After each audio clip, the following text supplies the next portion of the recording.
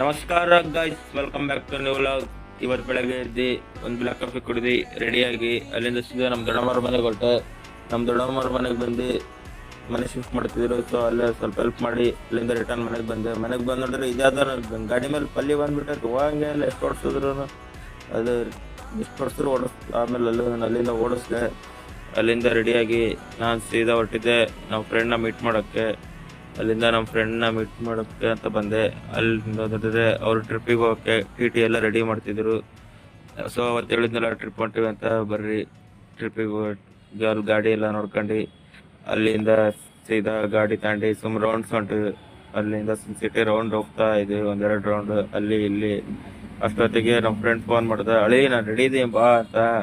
ಬರ್ತಾನೆ ತಡೀರಿ ಈಗ ನಮ್ಮ ಮಳಿ. ಆಮೇಲೆ ಅವನ ಜೊತೆ ಸ್ವಲ್ಪ ಟೈಮ್ ಪಾಸ್ ಮಾಡಿದ್ವಿ. ಇಲ್ಲೊಬ್ಬ ಲಾಸ್ಟಿಗೆ ಪ್ಲಾನ್ ಬರ್ತೀನಿ ಅಂದೆಲೆ ಮಂತ್ರಾಲಯ ಹೋಗ್ಬಿಟ್ಟಿದ್ದಾನೆ. ಆಮೇಲೆ ಅವ್ನು ಬರ್ತೀನಿ 12 ಗಂಟೆ ಅಷ್ಟೊತ್ತಿಗೆ ಅಂದ. ಅವನ ಜೊತೆ ಮಾತಾಡ್ತಾರೆ, ನೋಡ್ರಿ ಏನೇ ಮಾತಾಡ್ತಾರೆ. ಏ ಅಪ್ಪ ನೀನ್ ಲೈವ್ ಲೊಕೇಶನ್ ಹಾಕು.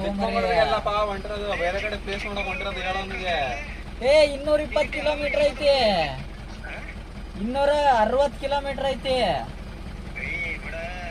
ಏ ಚಿಕ್ಕಮಂಗ್ಳೂರ್ ಅಲ್ಲ ಬೇರೆ ಹೇಳ ನೀನು. ಚಿಕ್ಕಮಂಗ್ಳೂರಿಗೆ ಹೊಂಟೀಗ ನಾಳೆ ನೈಟ್ ಇರೋ ನಮ್ದು.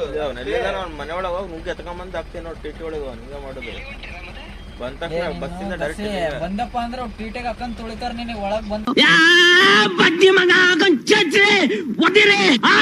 ತಕ್ಷಣ ಈ ಸಲ ಕರೆ ಬಡ ಏ ಹಳೆ ಮಾತಾಡ ಒಬ್ಬ ಇವ್ ನೋಡ್ಲೆ ವಿಶ್ವಾಸ ಮಾಡ್ಕೊಂಡ್ ಬಂದ. ನೀವ್ ನೋಡಿ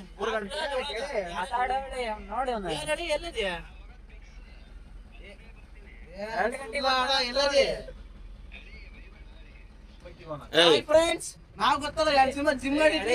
ಏನೋ ಅಂತ ನಿಮ್ ಬಂಕಿ ಹೋಗೋಣ ಅಂತ ಪೆಟ್ರೋಲ್ ಹಾಕ್ಬೇಕು. 5:30 ಟೈಮ್ ಐತೇನಪ್ಪ ಸಂಕಳು.